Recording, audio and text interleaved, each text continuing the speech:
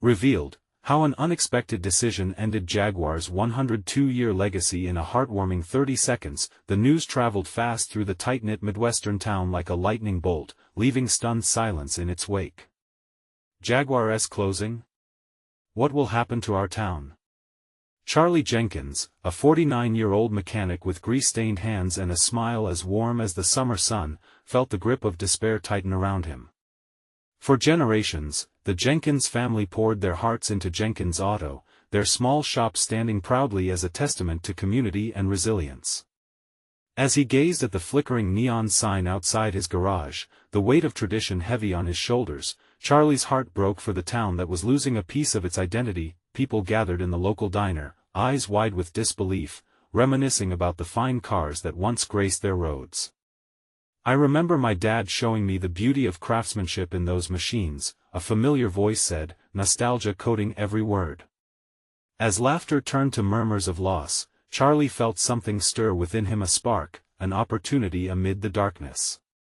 He belonged to the same legacy of quality and care, and through it all, he could channel hope into the next generation. Determined to make a change, Charlie announced a mentorship program for young mechanics. "Skills that make a good mechanic can change lives," he said, his voice steady with conviction. He saw the eagerness in the eyes of high school students drifting into his shop, unsure of their futures but hungry for guidance.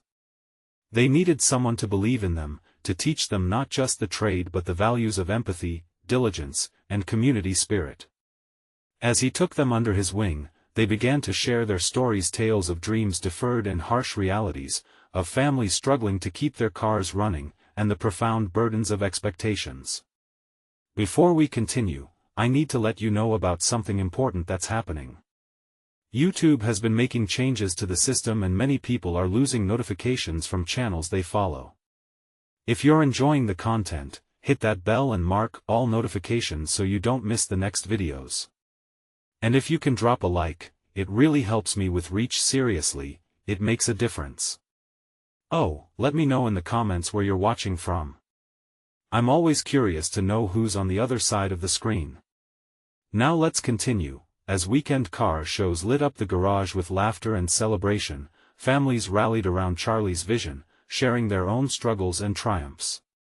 Painful tensions between race and privilege surfaced, but so did moments of love and understanding. Just when the community began to heal, a misunderstanding flared up. An argument erupted between a mechanic and a local family, igniting fear and misunderstandings among the townsfolk. Charlie could feel the heat rising, the air thick with tension, ready to shatter the fragile progress he'd made. Now, standing at the precipice of change, Charlie faced a critical moment. The very legacy he sought to reclaim was under threat. The promise of hard work and the richness of collaboration were clashing with the lingering prejudices that lay deep in the town's roots.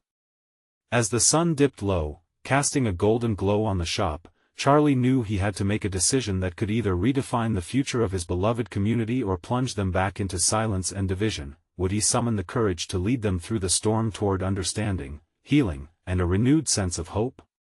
Or would this moment slip away like so many before it, buried beneath the weight of unhealed wounds? As doubt mingled with hope in the air, the answer lingered, tantalizing and uncertain, waiting just out of reach. Charlie stood at the entrance of his garage, the once lively hum of tools and laughter replaced by a pensive stillness. The weight of the arguments in town hung like a dark cloud over him. He could hear the echoes of the heated words, the anger simmering just beneath the surface of the community he loved. Faces flashed before his eyes, familiar faces turned tense and strained. "Man, this isn't us," he whispered to himself, shaking his head as he recalled the joy present in his shop just days before. He remembered the laughter swirling around the weekend car shows, the miracles of old engines coming back to life, but now, it felt like everything was unraveling. With a deep breath, he turned to the group of young mechanics he had taken under his wing. They were perched on the edge of the workbench, faces reflecting a mixture of worry and confusion. "Look," Charlie started, his voice steady but soft, "I know things have gotten tense. But it's in times like these that our community needs this mentorship program more than ever." Some of the kids nodded, though uncertainty still clouded their eyes. Charlie moved closer, crouching down to their level. You each have a chance to bring something back, something beautiful. We're not just fixing cars, we're fixing hearts. And sometimes that requires courage.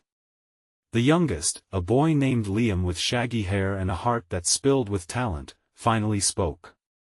But what if we can't fix everything? What if we try, and it just fails?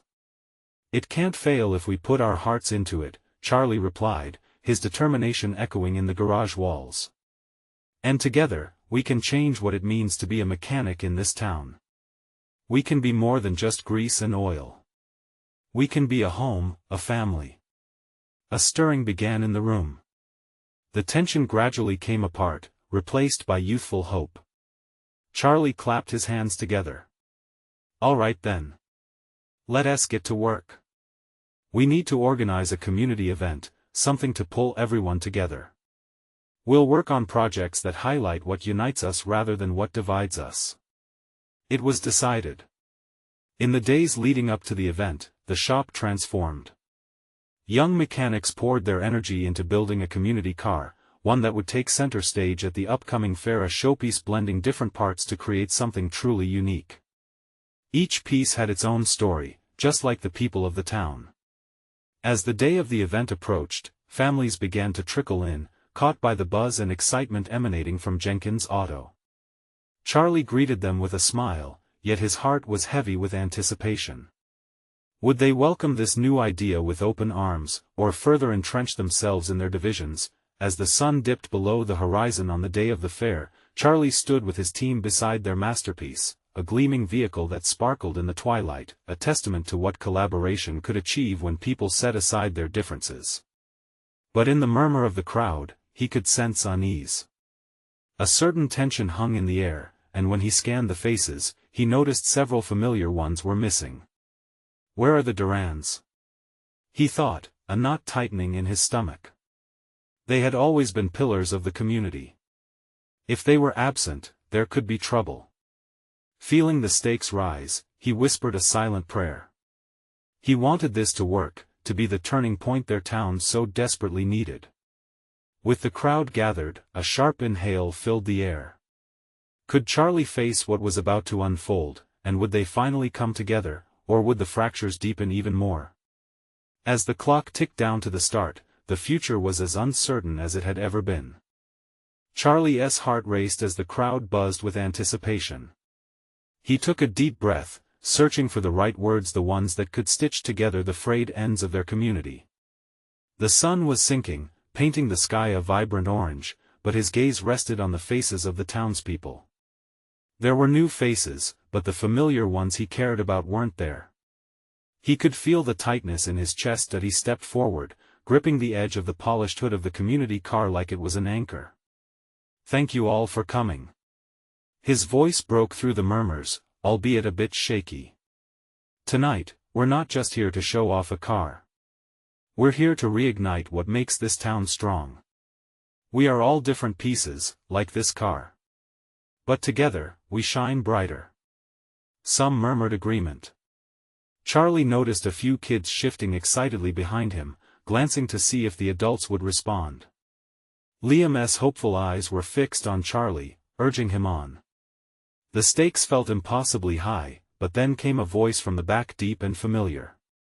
What are we supposed to celebrate? A bunch of mismatched parts?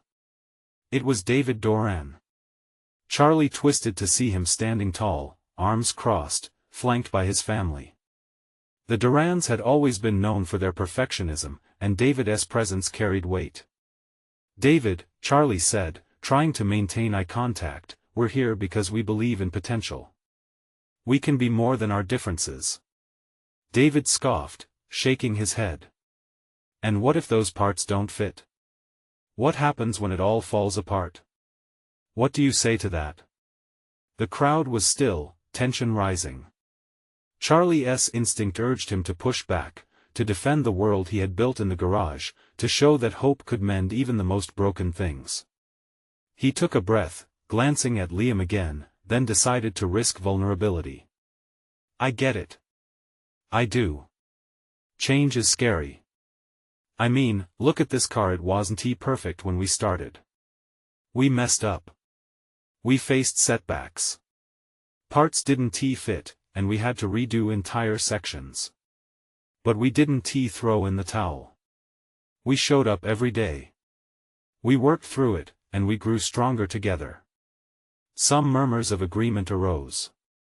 Charlie pressed on. I believe that's what we need right now. We can't afford to let fear win. If we do, this town could crack apart. The murmurs grew louder. David shifted, no longer crossing his arms. Charlie could see a flicker of uncertainty in his eyes. And what if we scare the kids away? He asked, softer now that a voice came from the crowd. We can build something great together. Right, folks? It was Julie, the town librarian, her smile a warmth that spread like sunbeams. And without knowing it, everyone's focus shifted to her, the community spirit sparking. But we need the Durans, she added, turning to David. Your family has a history here, just like Charlie. We need all hands on deck to build a brighter future. Charlie felt the change, the humility in the room. He sensed a shared realization. The stakes had risen again, and for the first time, it dawned on him that hearts could be mended right there alongside the machinery. David stepped forward, uncertainty in his steps. Okay, let us hear more about this car. As excitement thrummed through the crowd, Charlie felt the shift. A glimmer of a path forward illuminated in front of him.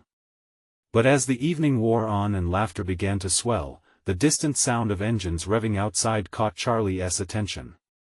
Unease settled back in his chest. What do we do about the angry group outside? He whispered, glancing at his mechanics, the urgency thick in the air.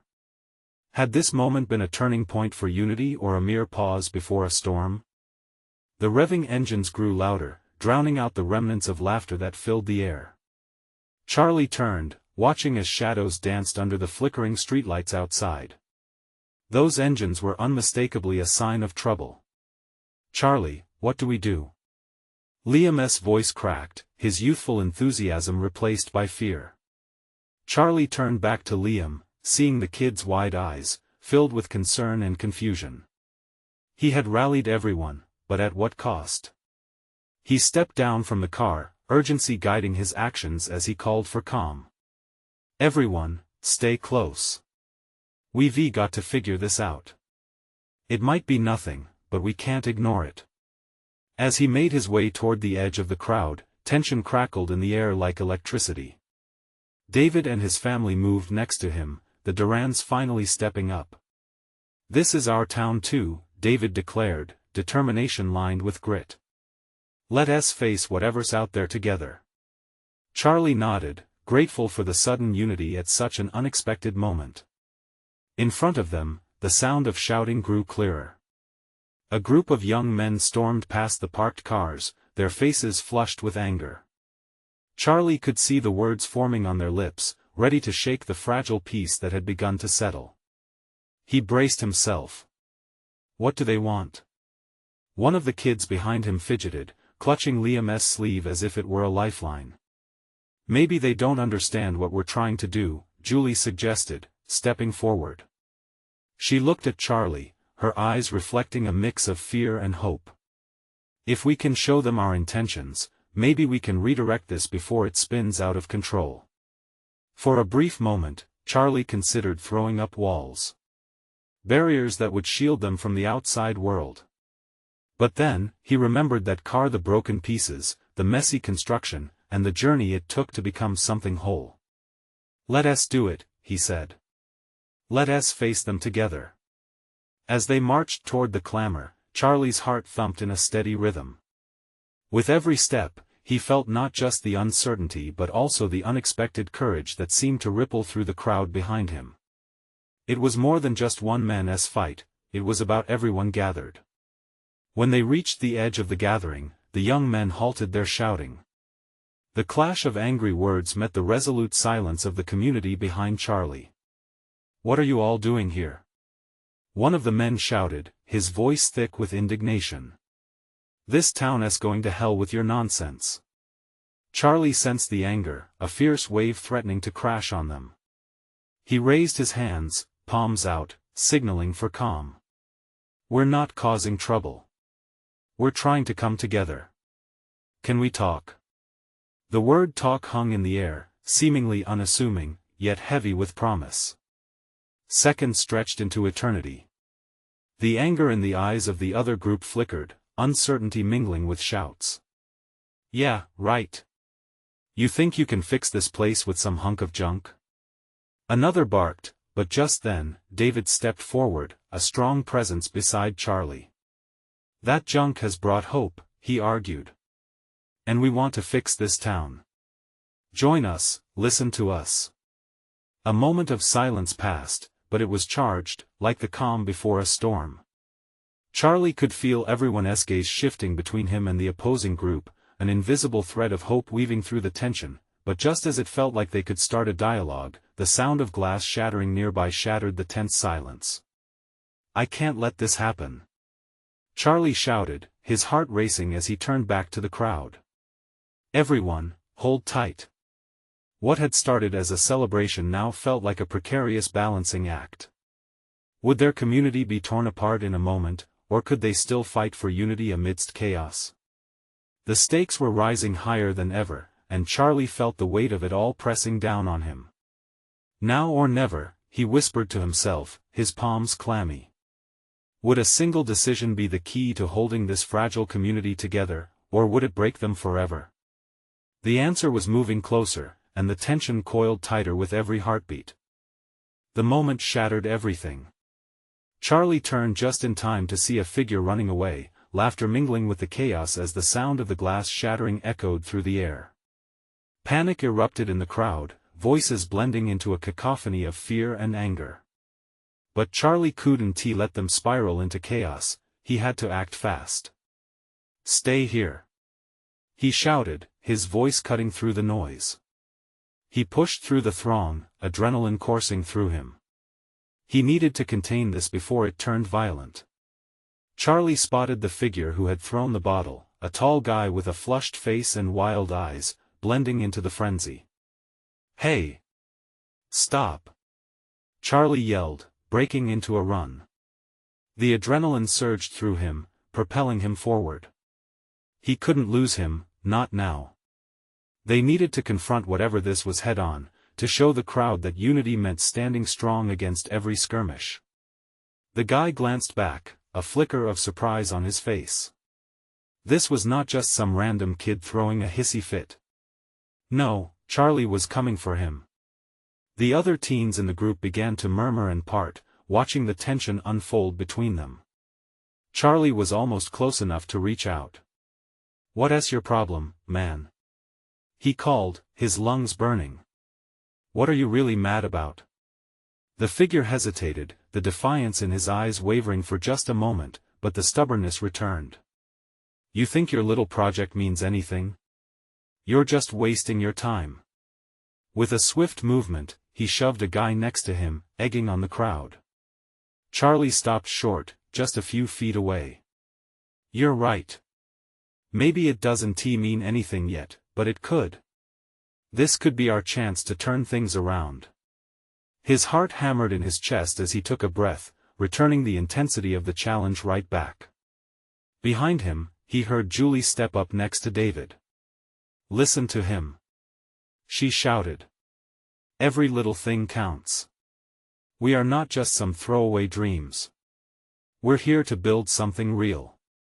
The crowd paused, torn between the explosive tension and that faint spark of hope that Charlie and Julie were igniting. Faces shifted, whispers filled the air.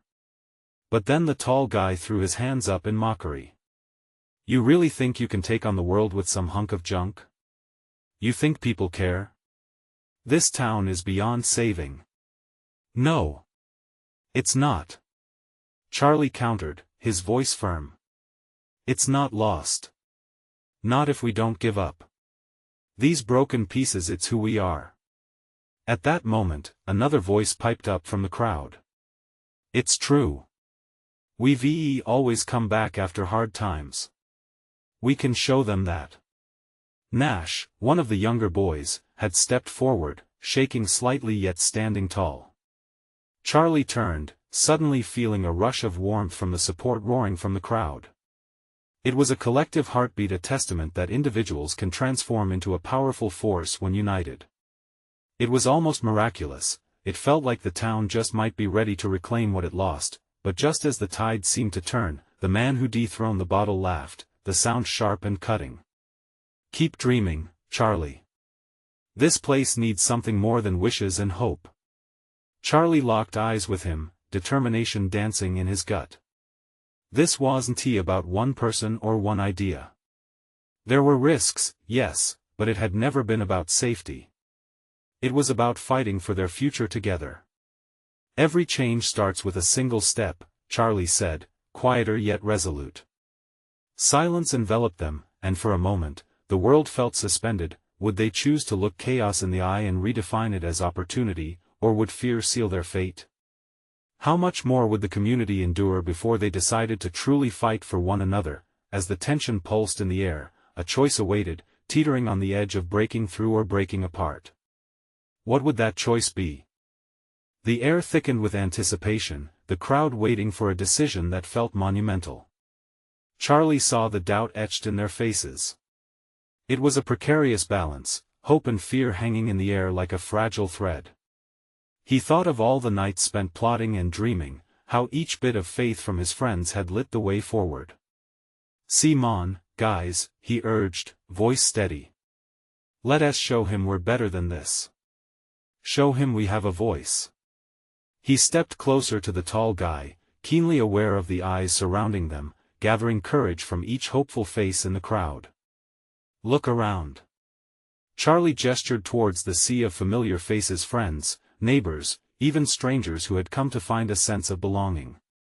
We've all shared in the pain of this place. We're linked by our struggles, and that makes us strong. The tall guy's sneer faltered slightly, the weight of Charlie's words seeped into the crowd. Some murmurs of agreement rippled through the teens. Charlie seized the moment, pressing on. "What if we unite our voices? What if we say enough is enough? We're done listening to the world that tells us we don't matter."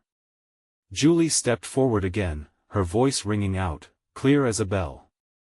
"We need to take pride in where we come from. Change starts with us. It's not a fantasy. It's our responsibility." A wave of solidarity swept over the crowd, and Charlie could see resolve blooming in their eyes. They were more than bystanders watching a fight. They were participants in a movement ready to reshape their future. That he could see the tall guy wavering, and Charlie felt a surge of hope. Why not give it a chance?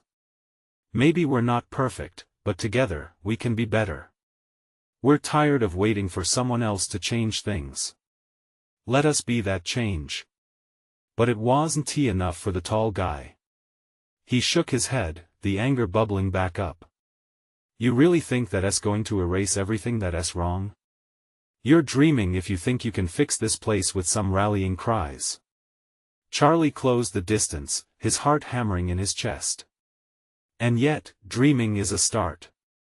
He lowered his voice, sending a gentle but firm challenge into the depths of uncertainty surrounding them. "What's the alternative? To sit back and let our town disappear? We owe it to ourselves, to each other, to try." A hushed silence enveloped them as the gravity of Charlie's words settled in. There it was, that glimmer of collective realization. It wasn't just about a project or change, it was about belonging to something greater than themselves. They could change their narrative. Nash's voice rang out again, this time stronger. "We've survived worse. We can turn this around. We're not giving up." His words were met with a ripple of applause from a corner of the crowd, their passion igniting like wildfire. The tall guy's bravado started to crack, a flicker of doubt crossing his face. Charlie sensed the shift. "Join us," he implored. "Be part of something instead of tearing it down." With each heartbeat, the crowd felt the pull of unity drawing them together. They were no longer a scattered bunch of fearful teens. they were a community on the brink of transformation, hovering between past failures and the promising horizon of tomorrow, and just then, as the momentum peaked, a siren blared in the distance, slicing through the tension like a knife. The many emotions that had just knitted them together threatened to unravel. Charlie's breath hitched. What now? He wondered, as the looming presence of authority loomed ever closer. What would they do when faced with not just their fears, but the forces of the world outside their dreams? Would they stand and fight, or would fear drive them apart? In that moment, everything hung in the balance, and the path ahead was wrapped in uncertainty. The siren's wail echoed through the quiet street, shattering the moment like glass. Charlie's heart raced as the crowd buzzed with anxious murmurs. Some backed away, eyes darting around as if expecting trouble. Others stood firm, faces steeled with determination, unwilling to let fear snuff out their flame. Stay together. Charlie's voice cut through the chaos, trying to anchor his friends in place. We can't let them divide us now. The tall guy took a step back, eyes wide and unsure. Charlie seized the moment, thrusting his hands out toward the crowd, his palms open. This is our choice.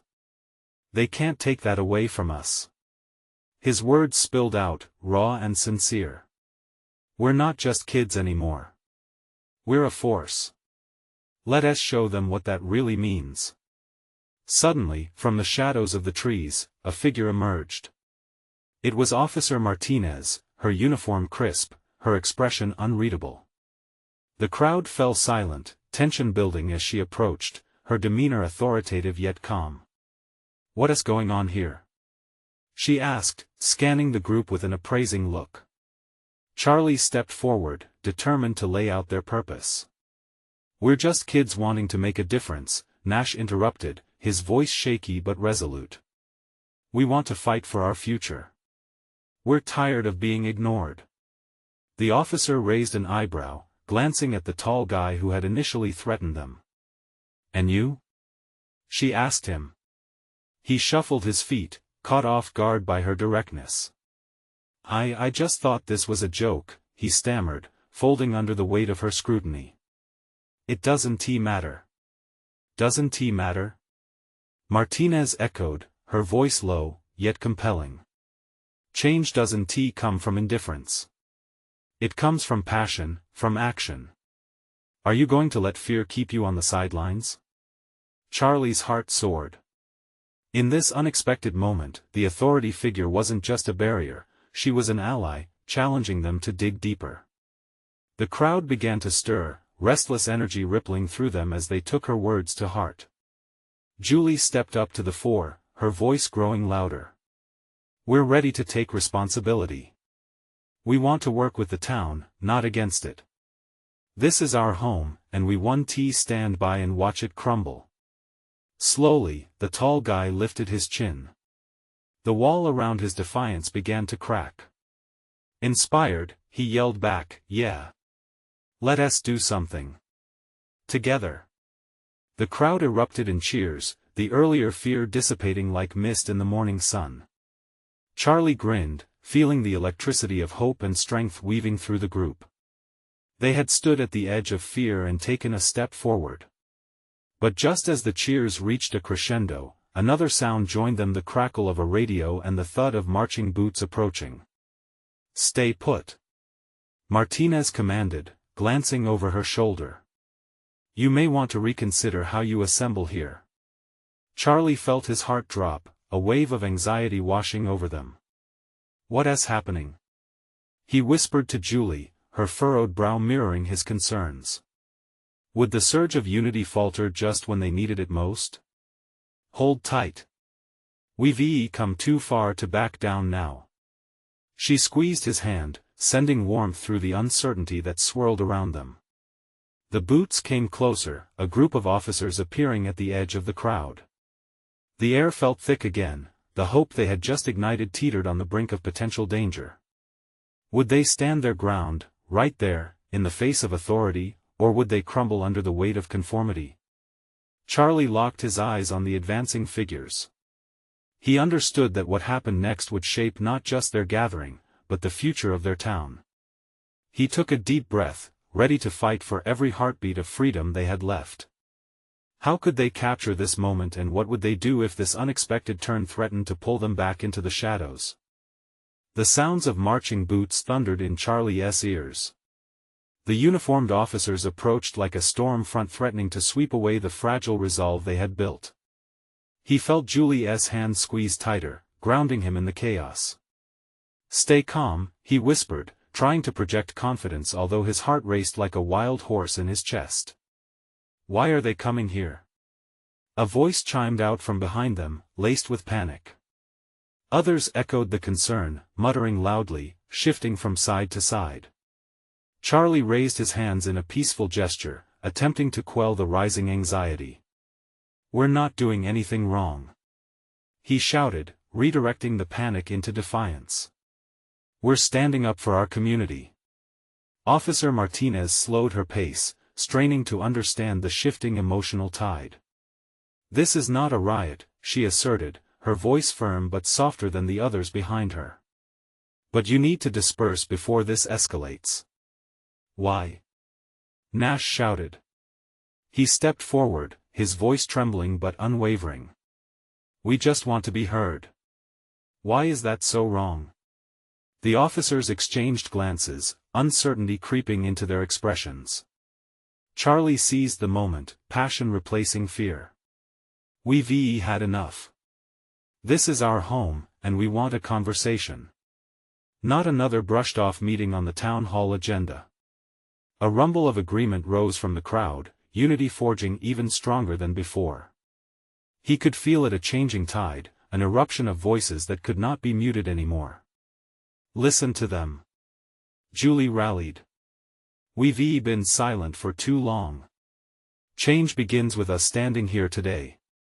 Martinez's expression shifted subtly as she surveyed the crowd. She seemed momentarily caught off guard.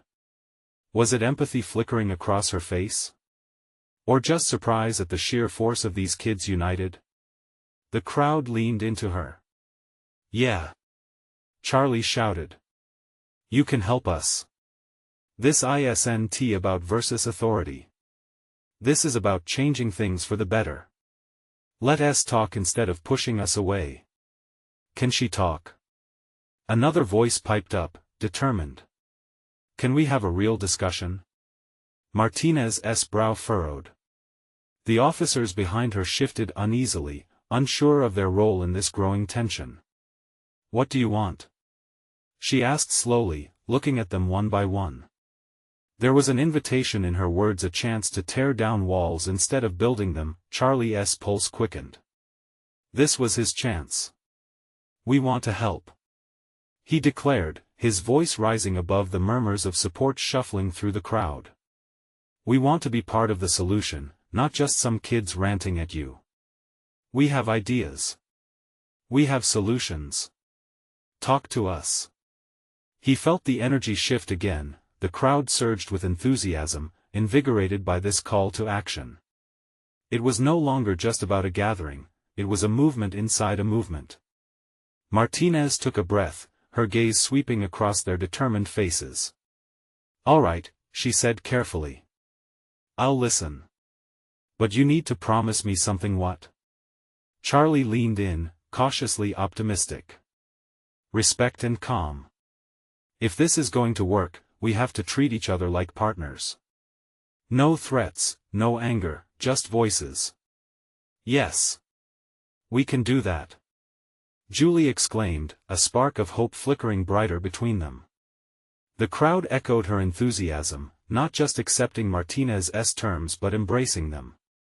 They could be heard, truly heard, and this moment could define everything. But just then, the radio crackled again, a sharp voice cutting through the figure of hope being woven. "Officer Martinez, we need you for a situation down the street." The weight of that urgency echoed like a chain around them. Charlie felt the collective shoulders of the group sag slightly. Would this opening be closed just as quickly?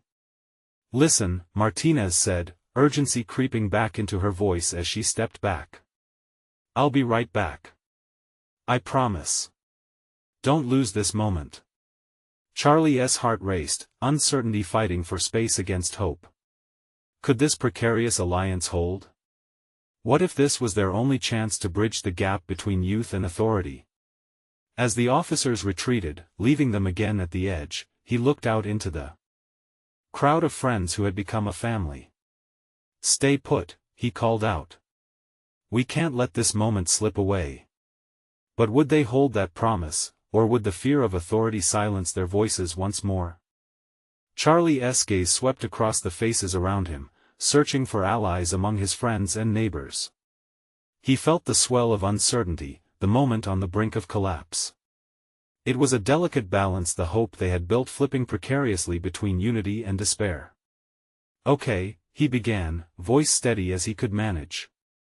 "Let us take a breath. We're still here together." Julie nodded, her expression serious but unwavering. "We're not going anywhere. They need to understand that," she added, her voice firm. The crowd looked at each other, gauging vulnerability and strength, trying to find comfort in shared purpose. A younger kid, Lucas, shifted his weight nervously. "What do we do now?" he asked, a tremor in his voice. Charlie recalled the fire ignited in him earlier. "We gather our ideas. We have the momentum, we can't let it slip. Let us make a list of everything we want to say. Every demand.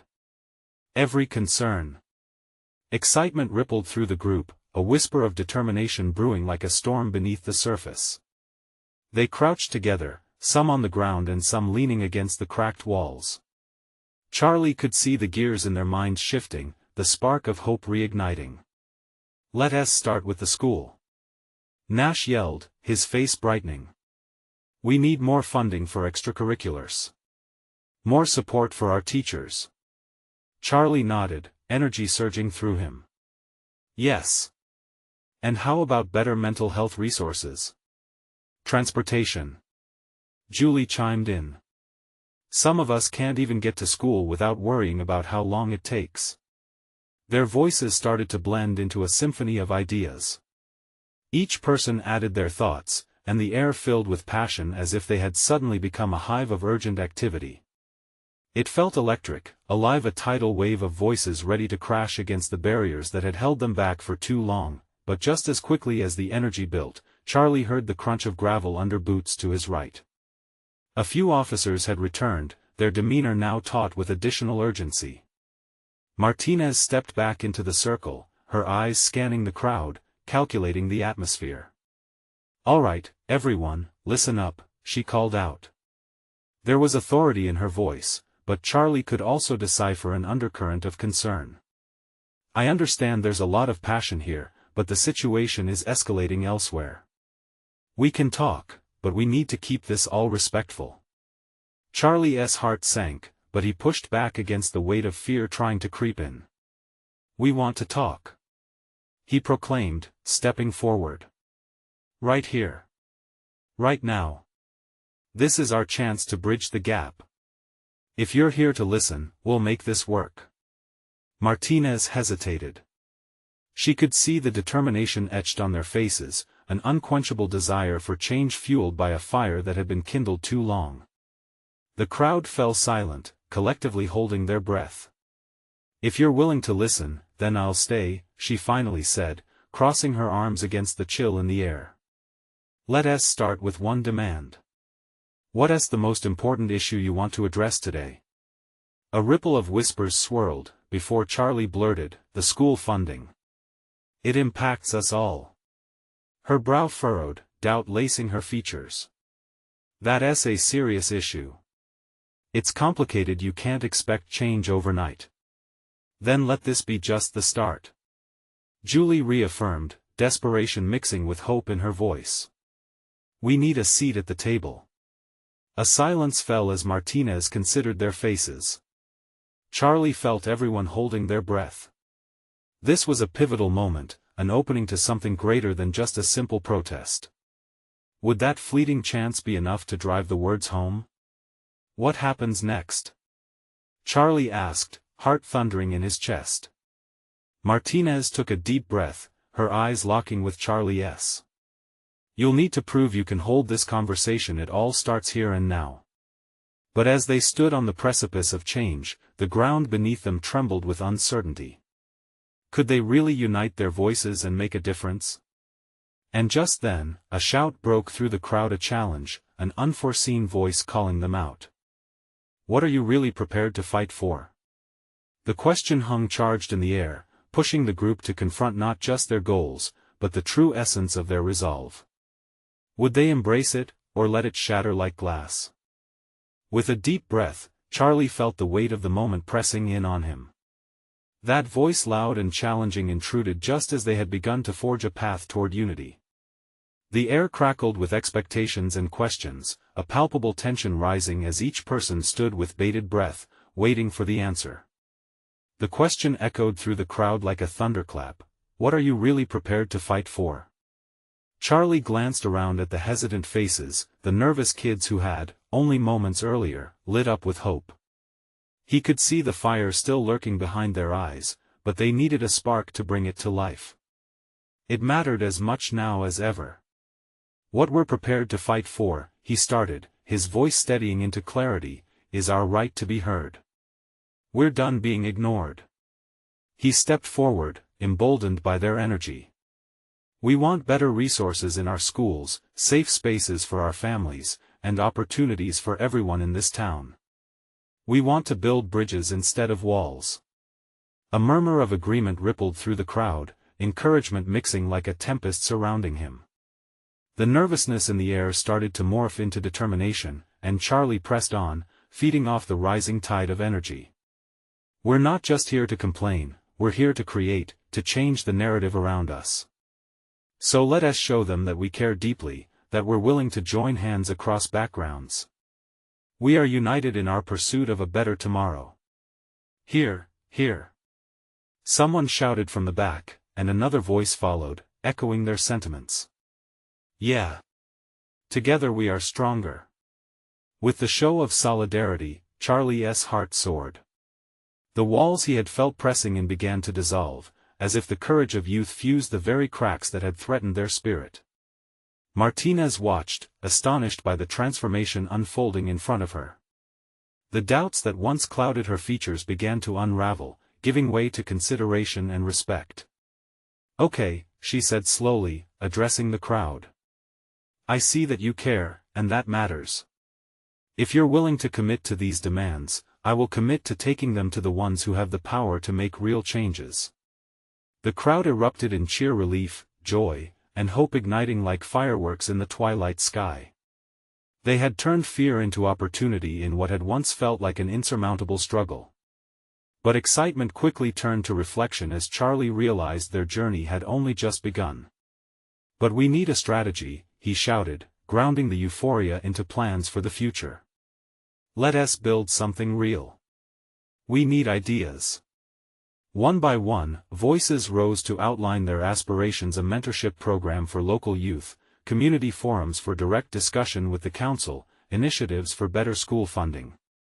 Each voice added color to the canvas they were beginning to paint. Outside, the late union of officers observed the change.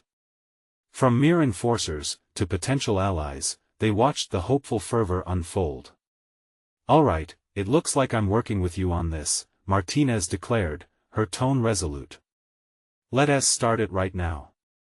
But we must promise to listen, to work together, and to keep this spirit alive.